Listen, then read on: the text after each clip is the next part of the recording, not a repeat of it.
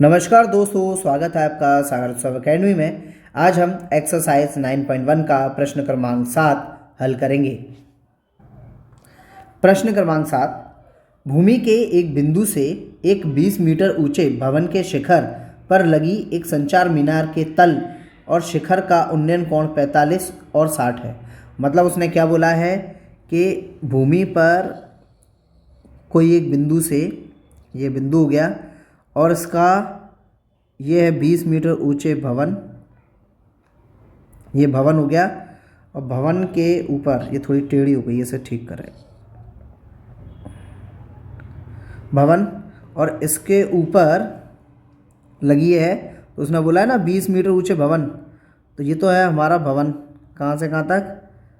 20 metre ऊंचा भवन, ये यहाँ से यहाँ तक है। फिर उसके ऊपर लगी है संचार मीनार, मान लो कि यहाँ से यहाँ तक है। हाँ, तो उसने यही बोला है, क्या बोला है कि भूमि पर एक बिंदु से 20 मीटर ऊंचे भवन के शिखर पर लगी संचार मीनार के शिखर ये हो गया, और तल के कोण क्रमशः, तो कोण कितने हो रहे हैं ये? उसने बोल दिए कोण क्रमशः 45 और 60 है, ये कोण हो रहे हैं। तो मतलब कहने का मतलब क्या है कि उसने बोल दिया कि भूमि के एक बिंदु से 20 मीटर ऊंचे भवन के शिखर पर, यानी कि उसके ऊपर लगी हुई मीनार है, मीनार की के ऊंचाई पर और उसके तल पर जो कोण बन रहे हैं वो 45 और 60 के बनेंगे। तो इस ऊंचाई को हम क्या मान लेंगे? इसको मान लेंगे हम h। कहाँ से कहाँ तक? यहाँ से यहाँ तक।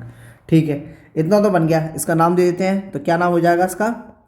A B C, और इसको नाम दे देंगे पॉइंट को D। ये पूरा चित्र बन गया। चित्र आपके बिल्कुल अच्छे से समझ में आ गया। अब इसके आगे बढ़े। सबसे पहले हम बड़ा वाला त्रिभुज लेंगे। तो बड़ा वाला त्रिभुज लें, देखो लगेगा हमारे पास क्या, वही लाल बटे कक्का। लाल बटे कक्का का हमें क्या होगा कि भाई हमें लंब दिया हुआ है एक तरीके से, और आधार के बारे में कुछ नहीं है। तो कुल मिला के हमें 10 लगाना है। जैसे मैंने पहले भी बोला था, तो क्वेश्चन नंबर 6 के बाद जितने भी क्वेश्चन होंगे सब 10 लगा के होंगे। तो हमें 10 लगाना है लाल बटे कक्का। तो आधार को हम x मान लेते हैं, और चाहिए क्या? ऊंचाई। तो उसने पूछा क्या हमसे? मीनार की ऊंचाई बताओ। मीनार यानी कि संचार मीनार। ठीक है, लिख लेते हैं। तो यहाँ हमने माना मान लिया है।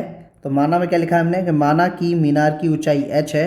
और अब हमने इसमें बड़ा वाला त्रिभुज लिया है, बड़ा वाला त्रिभुज यानी कि ABC में क्या लगा लिया? tan थीटा, लंब बटे आधार। इतनी चीज़ कर ली हमने। अब इसमें मान रखेंगे सारे के सारे। tan थीटा, थीटा का मान कितना है? बड़ा वाला त्रिभुज है ना, बड़ा वाला ABC, तो बड़े वाले के लिए 60 का बन रहा है, 60 डिग्री। लंब कितना है? 20 प्लस h। आधार कितना है? आधार है हमारे पास x। अब दो tan 60 का मान होता है √3 बराबर 20 प्लस h, तो चल ही रहा है। नीचे कितना है? x। इसके नीचे एक मानेंगे क्रॉस मल्टीप्लाई, इसका इसमें इसका इसमें।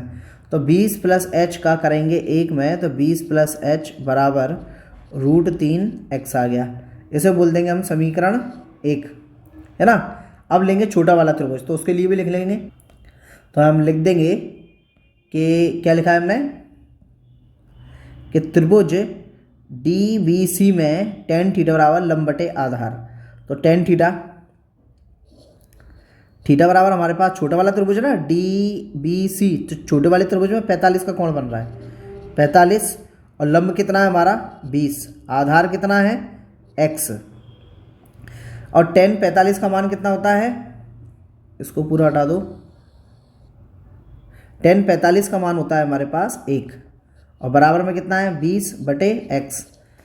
भाई एक नीचे मानो और कैची गुणा करा दो। x का 1 में कराएंगे तो x के कम x, और 20 का 1 में कराएंगे तो 20 से कम 20, तो x का मान आ गया। तो लिख देंगे हम, तो यहाँ हमने लाइन लिख दी है कि x का मान समीकरण 1 में रखने पर, और समीकरण 1 को नीचे नोट कर लिया है। अब देखो 20 का 20 तो आ ही जाएगा, h भी आ जाएगा, √3 तो है ही है, x का मान कितना है 20 है भाई, तो वो भी आ जाएगा। ठीक है। एच यहीं के यहीं छोड़ो और ये जो 20 है ना इसको उठा के अपन दूसरी तरफ फेंकेंगे, तो एच यहीं की यहीं है और फिर 20 और √3 को पीछे लिख देंगे। अब ये वाला 20 जब उस तरफ जाएगा तो माइनस का 20 हो जाएगा, तो दोनों तरफ देखो 20 है कि नहीं है, तो 20 को कॉमन ले लेंगे, अंदर बचेगा √3 माइनस का 1 एच बराबर, और यही हमारा आंसर है।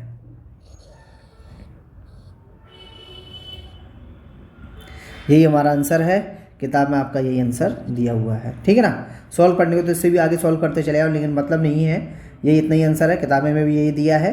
और यही हमारा प्रश्न क्रमांक 7 भी समाप्त होता है। यदि वीडियो पसंद आया हो तो लाइक कीजिए, सब्सक्राइब कीजिए और वीडियो को ज़्यादा से ज़्यादा शेयर कीजिए, और बेल आइकन को दबाना ना भूलें, क्योंकि बेल आइकन दबाने से हमारे जितने भी नई वीडियो हैं सबका नोटिफिकेशन आपके पास पहुँचता रहेगा।